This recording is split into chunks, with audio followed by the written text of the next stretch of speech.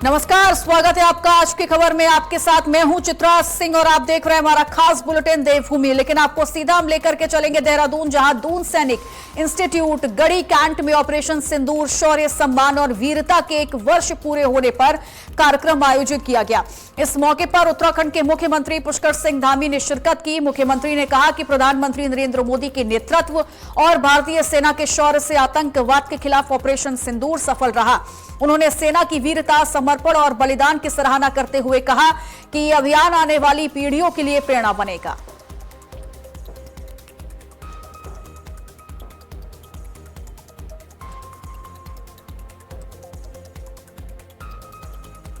बागेश्वर में सोमवार को आयोजित जनता दरबार में आम लोगों की समस्याओं के समाधान को लेकर प्रशासन सक्रिय नजर आया। जिला सभागार में आयोजित कार्यक्रम में मुख्य विकास अधिकारी आरसी तिवारी ने कई विभागों से जुड़ी शिकायतों की सुनवाई करते हुए अधिकारियों को त्वरित कार्रवाई के निर्देश दिए। जनता दरबार में सड़क, बिजली, पेयजल, गैस और अन्य मूलभूत सुविधाओं से संबंधित कुल 18 शिकायतें दर्ज की गई। मंडल सेरा में बिजली आपूर्ति, नंदीगांव में पेयजल संकट और गिरी छीना सड़क पर गड्ढों की समस्याएं प्रमुख रूप से उठाई गई। देहरादून में बुद्धिजीवी फाउंडेशन द्वारा नारा जयंती के अवसर पर पत्रकारिता का स्वरूप विषय पर विचार विमर्श और वरिष्ठ पत्रकार सम्मान समारोह आयोजित किया गया। कार्यक्रम में पत्रकारिता के क्षेत्र में दशकों से योगदान दे रहे 16 वरिष्ठ पत्रकारों को ऋषि नारद पत्रकार सम्मान 2026 से सम्मानित किया गया। समारोह में स्वर्गीय भव्य निधि शर्मा को उनकी 19वीं पुण्यतिथि पर श्रद्धांजलि दी गई।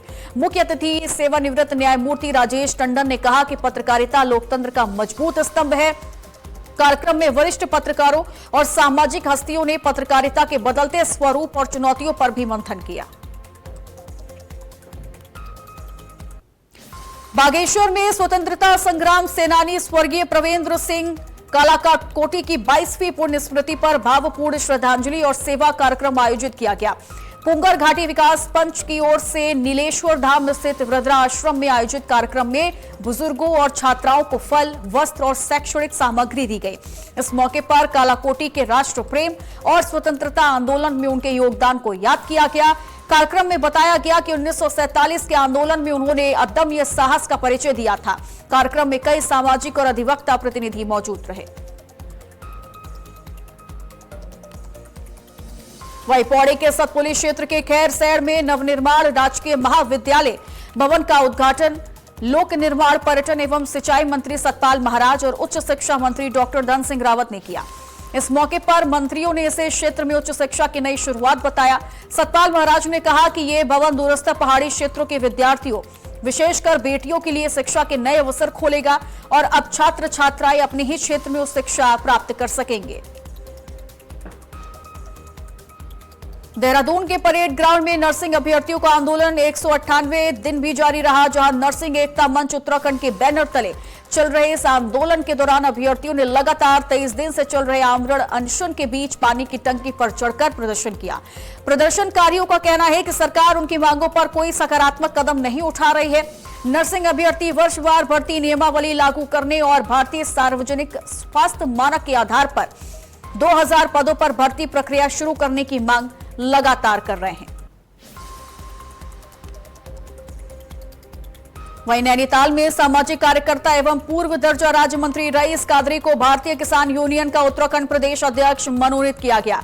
ये मनोनयन राष्ट्रीय उपाध्यक्ष लाल सिंह के हस्ताक्षर से जारी पत्र के माध्यम से किया गया। संगठन के राष्ट्रीय अध्यक्ष पारसनाथ दादा की सहमति से यह निर्णय लिया गया। मनोनयन के बाद रईस अहमद कादरी ने कहा कि वे किसानों और आम लोगों की समस्याओं के समाधान के लिए कार्य करेंगे, साथ ही संगठन को प्रदेश में और ज्यादा मजबूत बनाएंगे।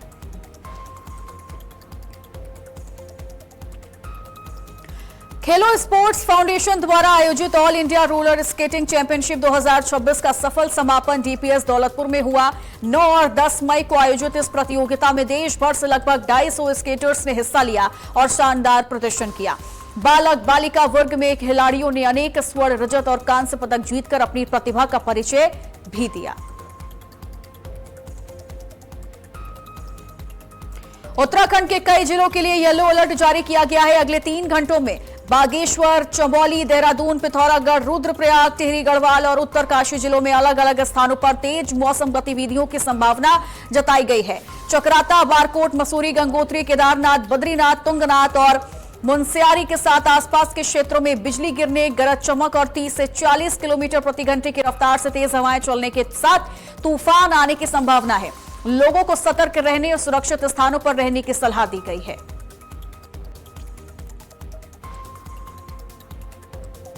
वहीं नैनीताल में प्रशासन ने अवैध रूप से संचालित होम स्टे और गेस्ट हाउसों के खिलाफ सख्त कार्रवाई शुरू कर दी है।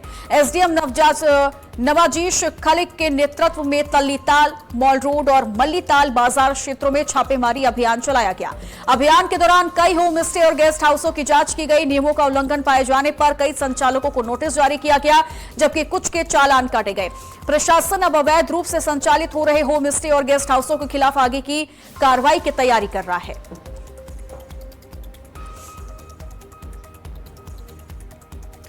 दून पुलिस ने ऑपरेशन प्रहार के तहत देर रात्रि सघन चेकिंग अभियान चलाते हुए नगर से देहात तक संदिग्ध व्यक्तियों और वाहनों की जांच की। इस दौरान 1048 से ज्यादा लोगों से पूछताछ की गई, जिनमें 14 संदिग्धों को हिरासत में लेकर थाने लाया गया। पुलिस ने 98 संदिग्धों के खिलाफ 81 पुलिस एक्ट में कार्रवाई करते हुए 30,500 रुपए का जुर्माना लगाया।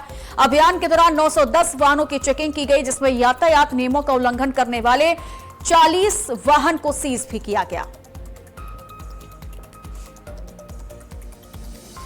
बागेश्वर में प्रशासनिक अधिकारियों के बीच खेल भावना और आपसी समन्वय का शानदार उदाहरण देखने को मिला, जहां पुलिस लाइन माल्टा मैदान में न्यायिक प्रशासन और जिला प्रशासन के बीच सद्भावना क्रिकेट प्रतियोगिता का आयोजन किया गया। रोमांचक मुकाबले में जिला प्रशासन की टीम ने शानदार प्रदर्शन करते हुए जीत अपने नाम की।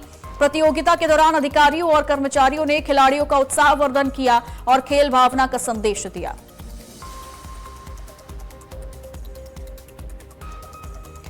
खबर लक्सर से है, जहां लक्सर नगर पालिका अध्यक्ष की ओर से किसान की झोपड़ी पर आयोजित निःशुल्क चिकित्सा शिविर में 150 से ज्यादा लोगों का स्वास्थ्य परीक्षण किया गया। शिविर में खासतौर पर हरिद्वार के संजीवनी हॉस्पिटल में फिजिशियन, गायनिक और शुगर, हड्डी और हृदय रोग विशेषज्ञ डॉक्टरों ने मरीजों के परीक्षण के बाद उन्हें दवाइयां मुहैया कराई। चिकित्सा शिविर आयोजक पालिका अध्यक्ष संजीव नीटू ने कहा कि चिकित्सा शिविर से लक्सर नगर और देहात क्षेत्र के जरूरतमंद लोगों को स्वास्थ्य लाभ मिलता है।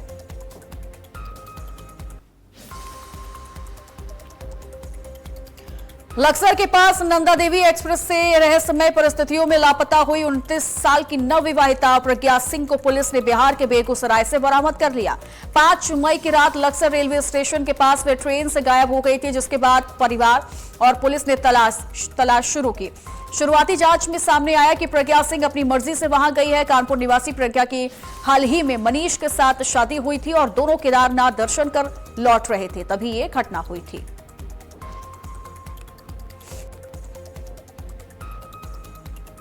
कोतवाली में उन्होंने एक गुमशुदगी दर्ज करवाई थी।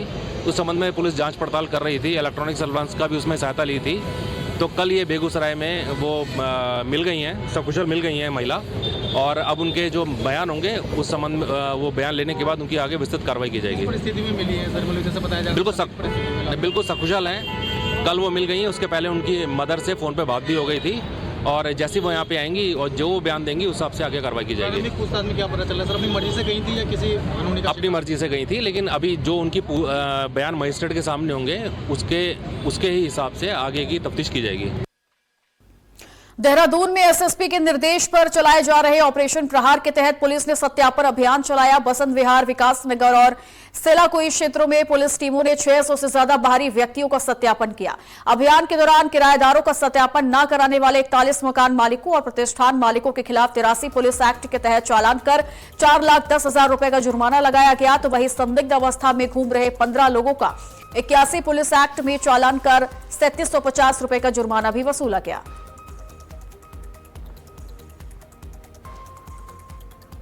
मसूरी में ऑपरेशन प्रहार के तहत पुलिस ने नशे की हालत में वाहन चला रहे एक युवक को गिरफ्तार कर कार सीज कर दी। आरोपी के वाहन से उत्तर प्रदेश पुलिस की वर्दी और पी कैप भी बरामद हुई, जिसका वह रौब झाड़ने और टैक्स से बचने के लिए उपयोग करता था।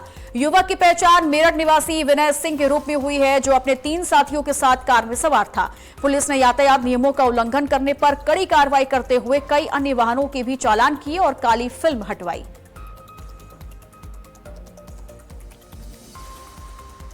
देहरादून में नियमों के उल्लंघन पर पुलिस ने सख्त अभियान छेड़ दिया है। पुलिस की ओर से चलाए जा रहे ऑपरेशन प्रहार के तहत ड्रंक एंड ड्राइव के खिलाफ बड़ी कार्रवाई की गई। पिछले 2 दिनों में शराब पीकर वाहन चलाने वाले 67 लोगों को गिरफ्तार कर उनके वाहन को सीज किया गया।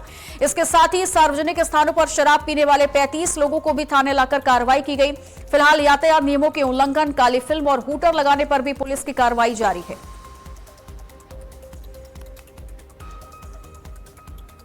उत्तराखंड में वर्तमान में पूरे राज्य में चल रहे ऑपरेशन प्रहार के तहत वरिष्ठ पुलिस अधीक्षक देहरादून द्वारा सभी थाना प्रभारियों को अपने अपने थाना क्षेत्रों में अवैध गतिविधियों में लिप्त अभियुक्तों के साथ शांति व्यवस्था भंग करने का प्रयास करने वाले के विरुद्ध प्रभावी कार्रवाई के निर्देश दिए गए।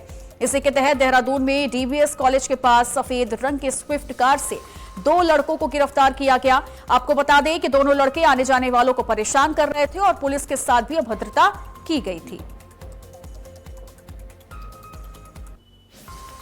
और वहीं देहरादून के बैंड बाजार हनुमान चौक के पास एक गोदाम में आग लग गई। इससे वहां पर हड़कंप मच गया। आग लगने की सूचना मिलते ही फायर स्टेशन की टीम तुरंत मौके पर पहुंची और आग बुझाने का काम शुरू किया गया। आग दुकानों की पहली मंजिल पर रखे सामान में लगी थी, जिससे नुकसान का खतरा बढ़ गया था। फायर यूनिट ने पानी की बौछार कर आग को नीचे फैलने से रोका और कड़ी मशक्कत के बाद उस पर काबू पाया गया। तो वहीं फायर ब्रिगेड की तत्परता से एक बड़ी दुर्घटना भी टल गई।